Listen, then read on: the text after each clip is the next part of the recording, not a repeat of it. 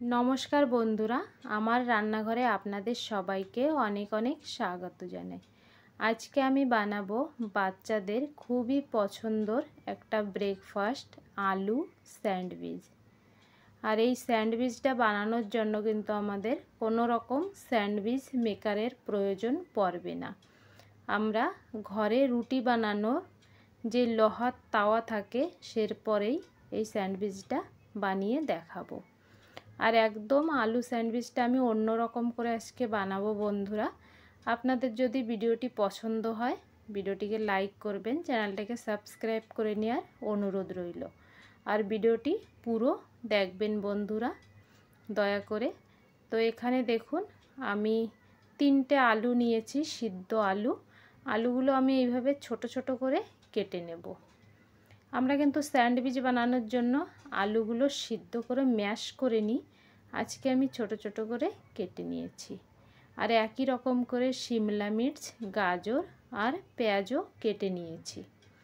আর কিছু চিনে বাদাম ভেজে খোসা ছাড়িয়ে ভেঙে নিয়েছি।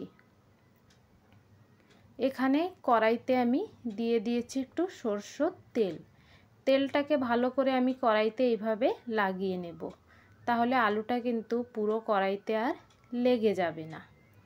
তারপরে আমি ফোড়নে এখানে দিয়ে দিলাম 5 ফোড়ন আর সামান্য একটু সরষে। তারপরে এখানে কেটে রাখা পেঁয়াজ, শিমলা মির্চ আর গাজর দিয়ে দেব। দিয়ে গ্যাসের ফ্লেমটা মিডিয়ামে রেখে আমি এইগুলো হালকা একটু লালচে লালচে করে ভেজে নেব। তারপরে যখন লালচে করে ভাজা হয়ে যাবে তখন আমি এর মধ্যে দিয়ে দেব চিনে বাদাম। আর এই স্যান্ডউইচটা কিন্তু বানানো অনেক সহজ, বাচ্চারা বড়রা সবাই কিন্তু অনেক পছন্দ করে বন্ধুরা। তো আপনারা কিন্তু সকালের ব্রেকফাস্টে নয়তো বিকেলের জলখাবারে কিংবা বাচ্চাদের স্কুলের লাঞ্চেও দিতে পারেন বানিয়ে। তারপরে আমি আলুগুলো দিয়ে দেব। আর এইভাবে সব কিছুর সঙ্গে আলুগুলো ভালো করে মিশিয়ে নেব। আর এই আলুটা তৈরি করতে কিন্তু বেশি টাইম লাগে না। তারপরে স্বাদ মতন লবণ, হলুদ আর দিয়ে দেব একটু লঙ্কার গুঁড়ো। আমি কিন্তু এখানে কাঁচা লঙ্কা ব্যবহার করছি না, আপনারা চাইলে কাঁচা লঙ্কাও ব্যবহার করতে পারেন। আমি শুধু লঙ্কার গুঁড়োটা দিয়েছি। তারপরে এইভাবে ভালো করে নাড়াচাড়া করতে হবে। আর এই যে খুন্তি দিয়ে আলুগুলো এইভাবে হালকা করে একটু ভেঙে ভেঙে দিতে হবে। হালকা আলুগুলো একটু ম্যাশ হয়ে যাবে, তাহলে বাইন্ডিংটা কিন্তু খুব সুন্দর আসবে বন্ধুরা, যে স্যান্ডউইচের মধ্যে আলুগুলো ভালোভাবে বসবে। আর দেখুন অনেকে অনেকভাবে কিন্তু আলু স্যান্ডউইচ বানায়, আপনারা দেখেছেন নিশ্চয়ই। আর আপনারা কিন্তু আমার মতন এইভাবে একবার বানিয়ে দেখতে পারেন, ঘরের সবাই কিন্তু খুব পছন্দ করবে। আলুটা দেখুন একদম তৈরি, গ্যাসের ফ্লেমটা কিন্তু লোতেই আছে। তারপরে আমি দিয়ে দেবো একটু চটপটা টেস্টের জন্য আমচুর পাউডার। আর এখানে আমি জিরে, ধনে, গোলমরিচ আর ডালচিনি হালকা একটু ভেজে গুঁড়ো করে নিয়েছি, সেই মশলাটাও দিয়ে দিলাম। তারপরে সব কিছু দিয়ে ভালো করে মিশিয়ে নিতে হবে। আর এখানে আমাদের আলু একদম তৈরি। গ্যাসের ফ্লেমটা বন্ধ করে আলুটাকে আমরা ঠান্ডা করতে রেখে দেব। আর বন্ধুরা স্যান্ডউইচে কিন্তু চাটনি লাগে, গ্রিন চাটনি। তো আজকে আমি গ্রিন চাটনিটা বানাচ্ছি, আপনারা দেখে নিন কিভাবে আমি স্যান্ডউইচের গ্রিন চাটনিটা তৈরি করি। এখানে আমি ধনেপাতা নিয়েছি, আপনারা কিন্তু পুদিনা পাতাও নিতে পারেন। আর ধনেপাতা পুদিনা পাতা দুটোটা কিন্তু মিক্স করেও নিতে পারেন। দিলাম 3টে কাঁচা লঙ্কা, একটু আদা, 2 টুকরো রসুন। আর এখানে কয়েকটা চানা নিয়েছি আমি, ভাজা চানা।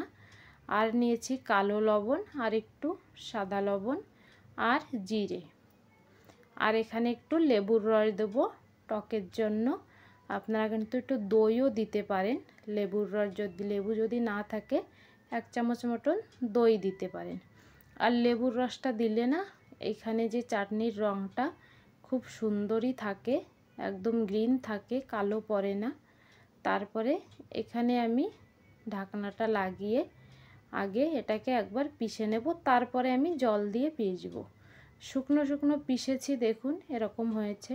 এবার আমি এর মধ্যে দিয়ে দেবো সামান্য একটু জল, দিয়ে আরও 1 থেকে 2 বার ঘুরোলেই চাটনিটা এখানে তৈরি। দেখুন বন্ধুরা, চাটনিটা কি সুন্দর আমাদের তৈরি হয়ে গিয়েছে। রঙটাও কিন্তু খুব সুন্দর এসেছে আর একদম গাঢ় চাটনি হয়েছে। স্যান্ডউইচে কিন্তু এরকম চাটনিরই দরকার পড়ে।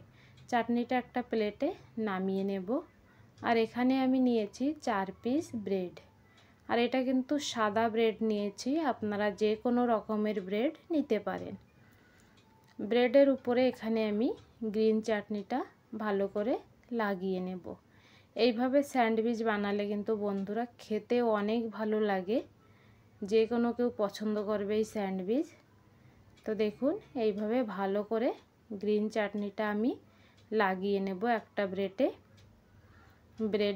আর আরেকটা ব্রেডের উপরে এখানে আমি টমেটো সস লাগিয়ে নেব।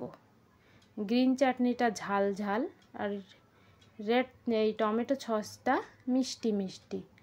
আর যে আলুটা আমি তৈরি করেছি ওটা একদম চটপটা আলু, তো টক ঝাল মিষ্টি খুব সুন্দর কিন্তু টেস্ট আসবে এই চাটনিতে, এই স্যান্ডউইচে।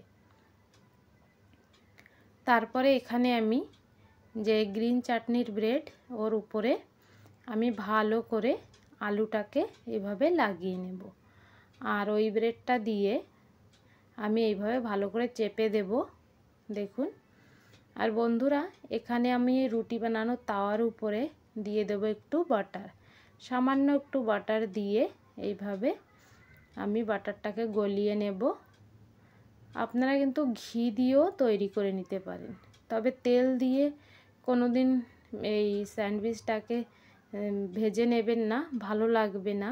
দেখুন, তারপরে গ্যাসের ফ্লেমটা লোতে রেখে আমি 1 থেকে 1.5 মিনিট এর মতন এইভাবে ঢাকা দিয়ে রেখে দিয়েছিলাম।